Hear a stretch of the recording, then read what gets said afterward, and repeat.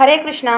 পদ্মপুরাণে দেবাদিদেব শিব কর্তৃক ভগবদ গীতার মহিমা কীর্তন আমরা প্রথম দ্বিতীয় অধ্যায় শেষ করেছি। আজ আমরা তৃতীয় অধ্যায় শুরু করছি। ভগবান বিষ্ণু বললেন, প্রিয় লক্ষ্মী, জনস্থান শহরে জড় নামে কৌশিক বংশজাত এক ব্রাহ্মণ বাস করত। সে ব্রাহ্মণদের অনুসৃত শাস্ত্রাদিষ্ট ধর্ম কর্ম পরিত্যাগ করে নানা ধর্মবিরোধী কাজ করত। মদ, জুয়া, পশু শিকার ও বেশ্যালয় গমন তার অতি প্রিয় ছিল। এইভাবে ধন সম্পদ নষ্ট করে উত্তর দেশে সে বাণিজ্য যাত্রা করলো। সেখানে তার ভালো ধনাগম হওয়ায় জন্মস্থানে ফিরে আসার মনস্থ করলো। অনেক হাঁটার পর একদিন সে এক জনশূন্য স্থানে এসে পৌঁছালো। সূর্যাস্তের পর অন্ধকার সারা অঞ্চলটিকে গ্রাস করে ফেলেছে। সে তখন ওই গাছের নিচে রাত কাটাবে বলে মনস্থ করলো। যখন সে বিশ্রাম করছিল সেই সময় কয়েকজন দস্যু এসে তাকে প্রহার করে মেরে ফেললো এবং তার অর্থকড়ি সব নিয়ে চলে গেল। ধর্মকর্ম ত্যাগ করে অধর্মের আশ্রয়ে এই পাপী জীবনযাপন করছিল বলে তার এমনইভাবে মৃত্যু হলো। মরার পর সে ভূত হলো। চরের পুত্র খুবই ধার্মিক ছিল। সে বৈদিক শাস্ত্রও ছিল পারঙ্গম। অনেক দিন গত হয়ে গেল, পিতা বাড়ি ফিরছেন না বলে সে স্থির করলেন তার পিতাকে খুঁজে বের করবেন।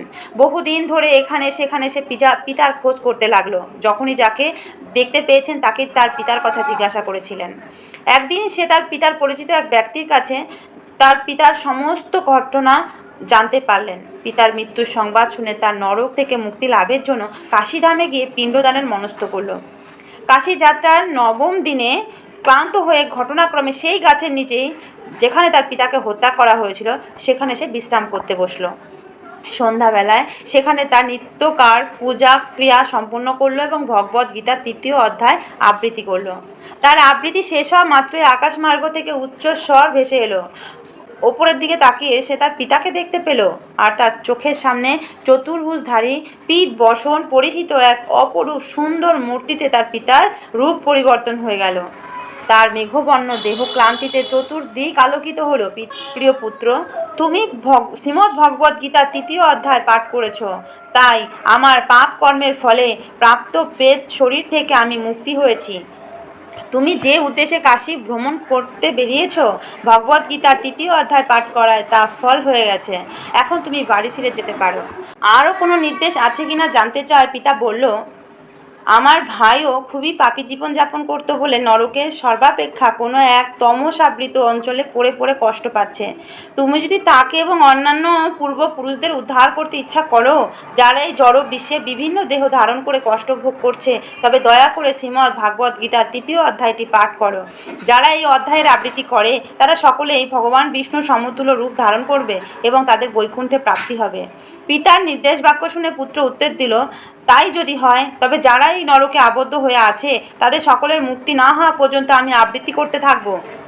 তার পিতা তখন আশীর্বাদ করে বলল, তথাস্তু। এরপর বৈকুণ্ঠ লোক থেকে এক পুষ্পরাত আরোহণ করে পিতাকে তার গন্তব্যস্থলে নিয়ে গেল। ততপর পুত্র জনস্থানে ফিরে এসে ভগবান কৃষ্ণের শ্রী বিগ্রহের সামনে বসল। সকল বদ্ধ আত্মাকে নরক থেকে উদ্ধারের মানুষের শ্রীমদ্ ভাগবত গীতার তৃতীয় অধ্যায় পাঠ করতে শুরু করলো।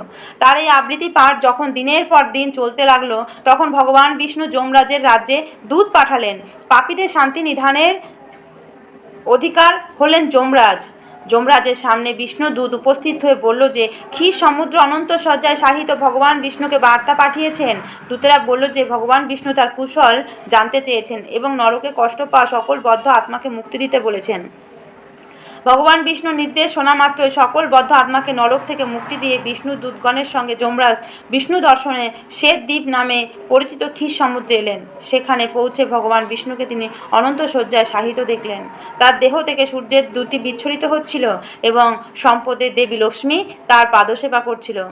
চতুর্দিকে মুনি ঋষি এবং স্বর্গরাজ ইন্দ্রের অধীনে বহু দেব দেবী পরিবেষ্টিত হয়েছিলেন। তারা সকলে বিষ্ণু স্তুতি করছিলেন। ব্রহ্মাও উপস্থিত থেকে বেদ আবৃত্তি করছিলেন। শ্রী বিষ্ণুর পাদপদ্মে পতিত হয়ে যমরাজ তাকে সম্মান প্রদর্শন করলেন এবং এই বলে স্তুতি করলেন, হে ভগবান, সকল বদ্ধ আত্মার আপনি শুভাকাঙ্ক্ষী। আপনার অপার মহিমা, আপনার থেকেই বেদের উৎপত্তি। আপনি হলেন কাল এবং কালক্রমে আপনি সব কিছু ধ্বংস করছেন। আপনি এই ত্রিজগতের স্রষ্টা এবং রক্ষক। প্রত্যেকের হৃদয়ে পরমাত্মা রূপে সকল জীবের কার্যবলীতে আপনি পরিচালিত করেন। সকল বিশ্বের গুরু আপনি এবং সকল ভক্তের লক্ষ্য আপনি। হে কমলাক্ষ, কৃপা করে আপনি বারংবার আমার ভক্তিপূর্ণ প্রণতি গ্রহণ করুন। আপনার অনন্ত মহিমা। যমরাজ এইভাবে কৃতাঞ্জলি পুটে ভগবান বিষ্ণুকে শ্রদ্ধা নিবেদন করলেন। যমরাজ বললেন, আপনার নির্দেশ মতো সকল বদ্ধ আত্মাকে নরক থেকে মুক্তি দেওয়া হয়েছে। দয়া করে নির্দেশ দিন, আর কি কাজ আমি এখন করব? ভগবান বিষ্ণু বজ্র গম্ভীর ও অমৃতের ন্যায় মধুর কণ্ঠে উত্তর দিলেন, হে প্রিয় ধর্মরাজ, তুমি সকলের সমদর্শী, তোমার কর্তব্য সম্পর্কে কোনো নির্দেশ দানের প্রয়োজন নেই। আমার পূর্ণ আশীর্বাদ সঙ্গে নিয়ে তুমি তোমার পুরীতে ফিরে গিয়ে তোমার কাজ চালিয়ে যাও। তখন বিষ্ণু যমরাজের দৃষ্টির অন্তরাল হলেন, আর যমরাজ তার নিজ পুরীতে ফিরে গেলেন।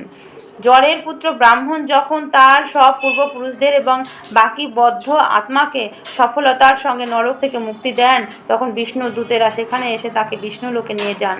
সেখানে তিনি পরমেশ্বর ভগবানের পাদপদ্মে নিত্য পদসেবা করেন। হরে কৃষ্ণ।